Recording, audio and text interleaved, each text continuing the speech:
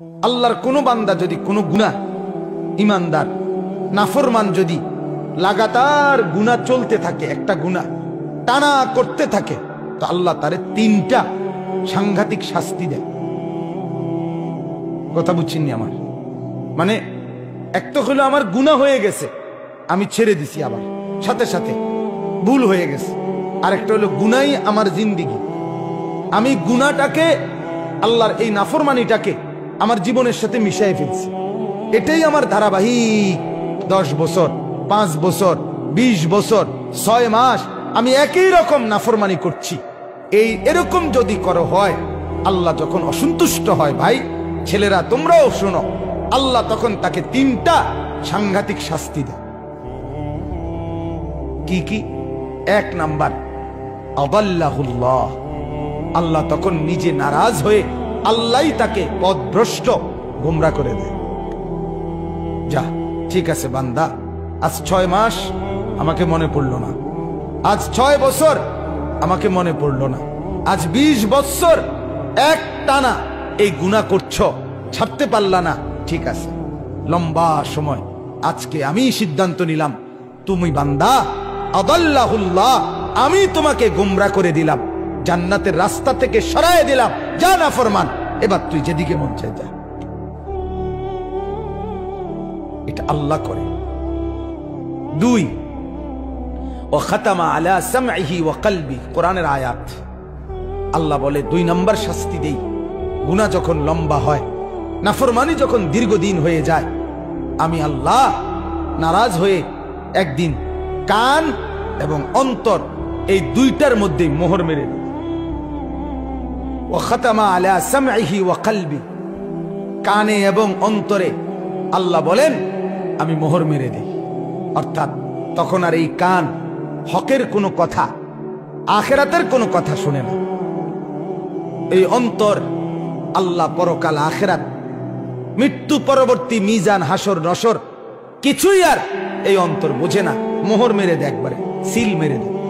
3, ওয়াজাআলা আলা বাসারিহি গিশাওয়া, আল্লাহ বলে আমার নাফরমানি যখন বেড়ে যায়, আমি 3 নম্বরে চোখের সামনে পর্দা ফেলে দেই। আচ্ছা এবার বলেন তো, আপনি বলেন, একজন বুঝের মানুষও যদি ভাবেন, আপনি বলেন, আল্লাহ যদি কাউকে পথ ভুলাইয়া দেয়, আল্লাহ যদি কারণ কান আর অন্তর মোহর মেরে দেয়, আল্লাহ যদি কারো চোখের সামনে পর্দা ফেলে দেয়, এবার তারে হেদায়েত দিবে কে?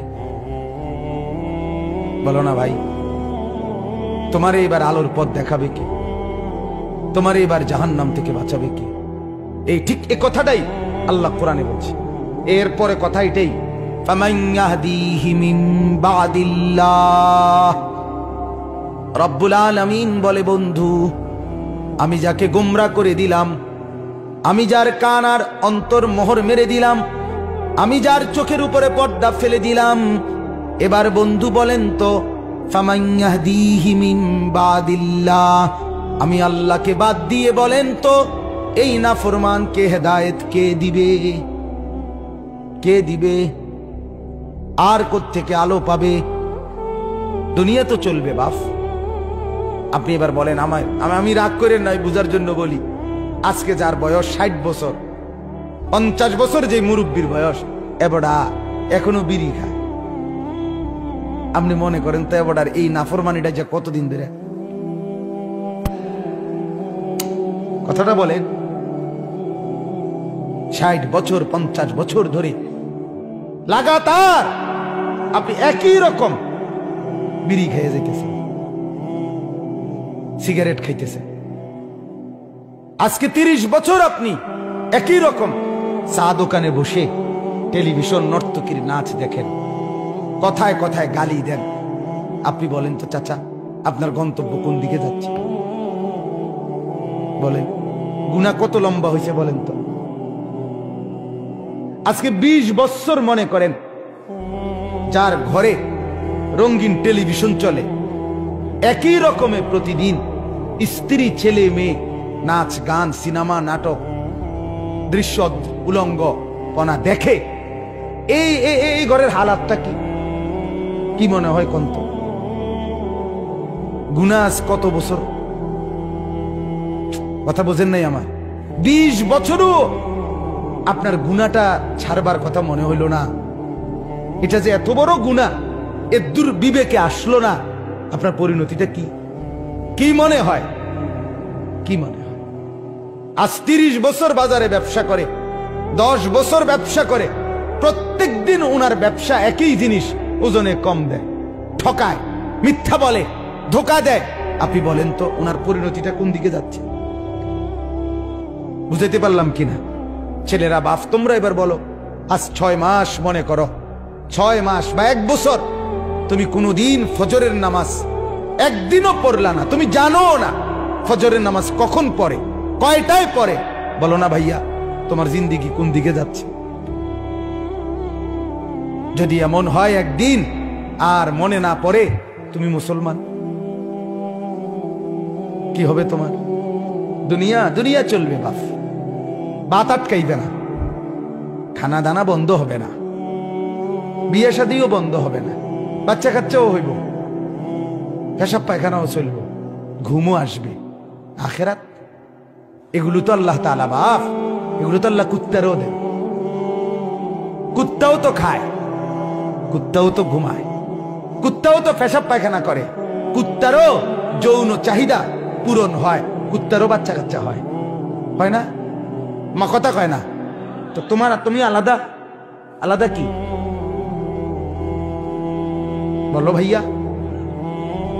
হ্যাঁ, এজন্য বাপ, একজন হলে একজনই ভাবো, একজনই ভাবো, সবাই ভাববে না। আল্লাহ কোরআনেই বলছে অধিকাংশ গাফেল, অধিকাংশ গাফেলই থাকবে। ইবলিস আল্লাহকে বলছে, আল্লাহ আমারে তাড়াইয়া দিলেন, যাইতেছি গা, তবে মনে রাখেন আপনার বান্দার ডানে বামে সামনে পিছনে চতুর্দিক থেকে আমি গুনার কুমন্ত্রণা তাকে দেব, ফলে আপনার বেশিরভাগ বান্দা আপনার অনুগত পাবেন না। ওয়ালা তাজিদু আকসারাহুম শাকিরিন, বেশিরভাগ পাবেন না। এটা আগের কথা, আল্লাহ কাছে ইবলিস বলে রাখছে, কিন্তু একজনই ভাবেন। আপনি বলেন না আপনার ছেলের গতি কোন দিকে?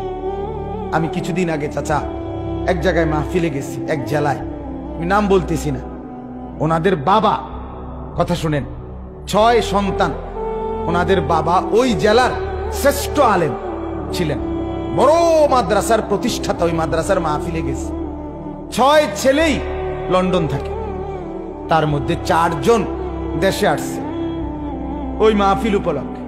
4 জনের চেহারার দিকে আমি তাকাইয়া দেখলাম, একজনের চেহারা তো ন্যূনতম কোনো দাড়ি নেই, এবং শার্ট প্যান্ট এভাবে পরা, আজকে মাহফিল উপলক্ষে মনে হয় যেন নতুন করে শেভ করছে, স্পেশাল শেভ দিছে।